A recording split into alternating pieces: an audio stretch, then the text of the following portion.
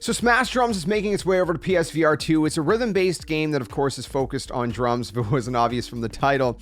And it has 3 unique game modes, so 3 different ways to actually play the game, which is really cool.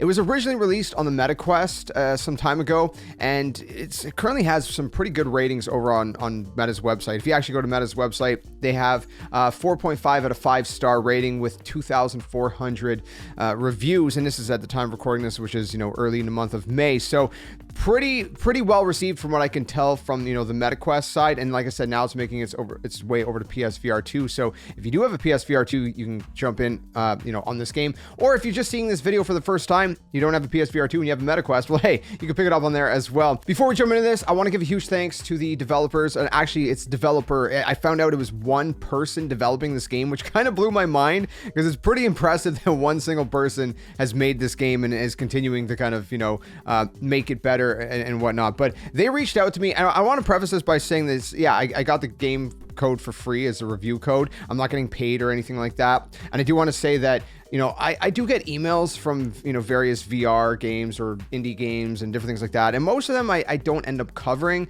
But when you tell me rhythm-based game and you put drums in there, I love drums. If you see behind me, I have a drum kit of, guitars, all that stuff. I love music.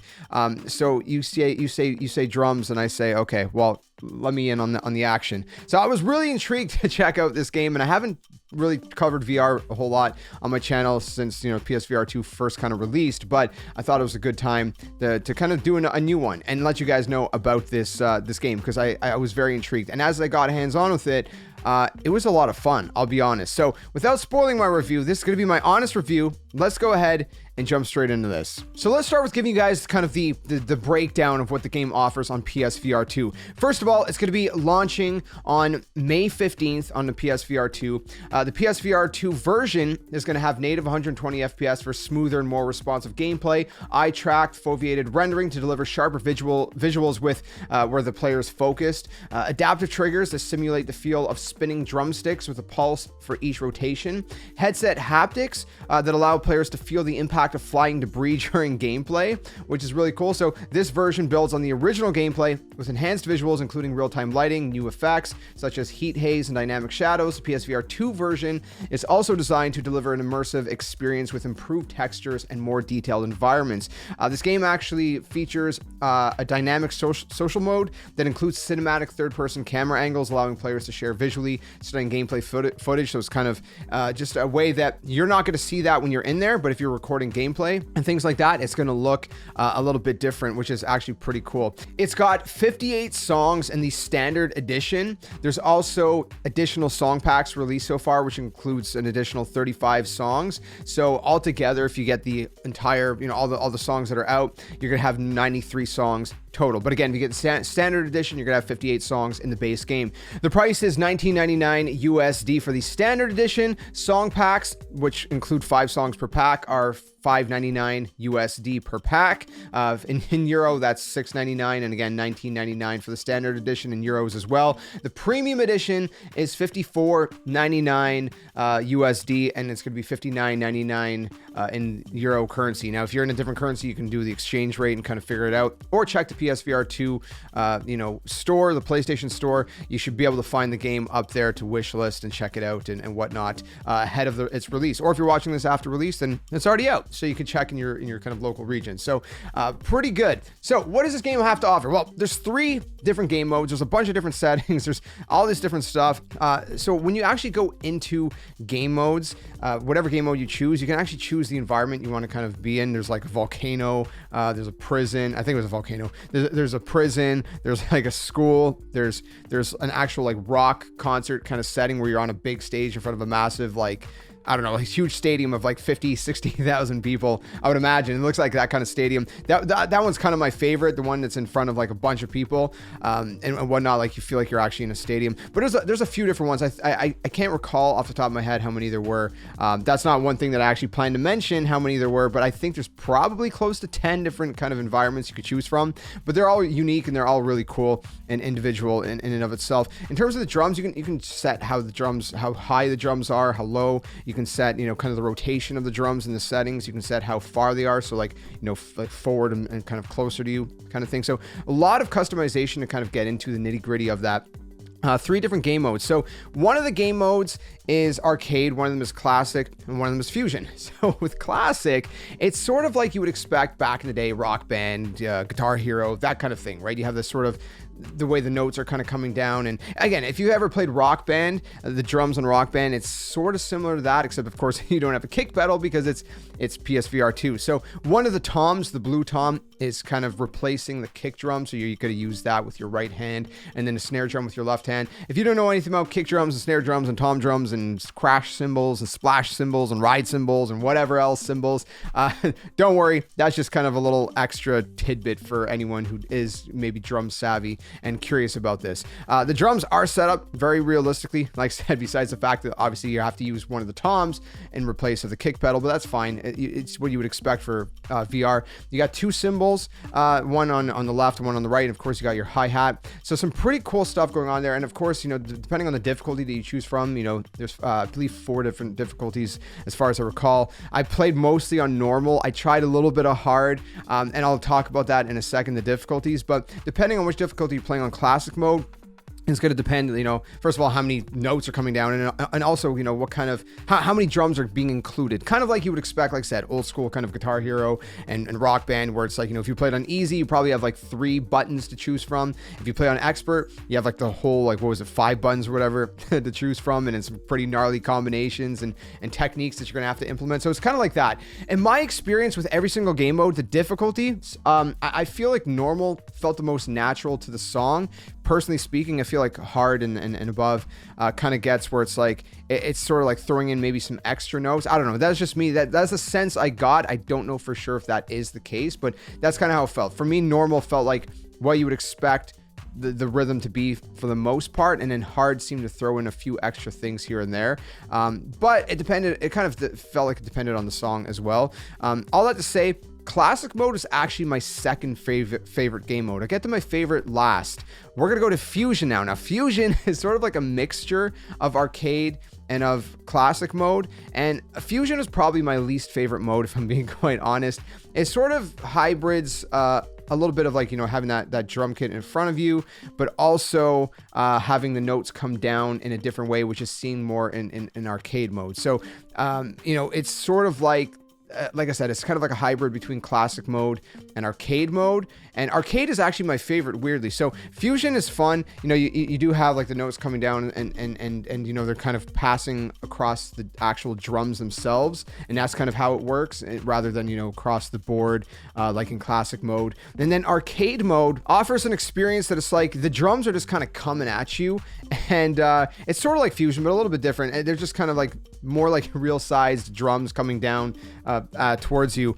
And I don't know, for some reason, that one, at least personally, as someone who actually plays real drums, it felt the most natural to me for some reason, where it just felt like, okay, this makes the most sense. I was able to stay with the notes the easiest. As I was seeing them coming down, I was able to track the patterns of them way better that way. I don't know if it's because I'm used to seeing like real drums in front of my face, and so that was just, it felt the most natural to me. But that was my favorite mode. It might be different for every person, but like I said, 3 different game modes that offer 3 different unique experiences that I think is really, really cool. So it's like, sometimes you want to switch it up, like I said. Now, in terms of the song roster, there's a bunch of songs. Obviously, I did not play through every single song.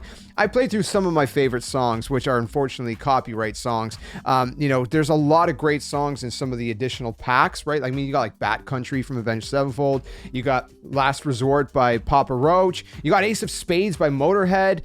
You even have a song from Lifehouse, if you guys are old enough to remember the band Lifehouse. I mean, they're a while ago. I was surprised to see that one. There's all these different ones. I think it was Kryptonite from Three Doors Down. Really great roster and lineup in terms of like the additional songs and stuff, and again, like all the songs that are in the game are just, from what I've experienced. Again, I was not able to play through all of the 90 plus songs that are in the game, but from the ones I did experience, they were a lot of fun, and I feel like they were really, really well done. Now, another thing the game does offer is leaderboards. With leaderboards, though, the game does not have online multiplayer.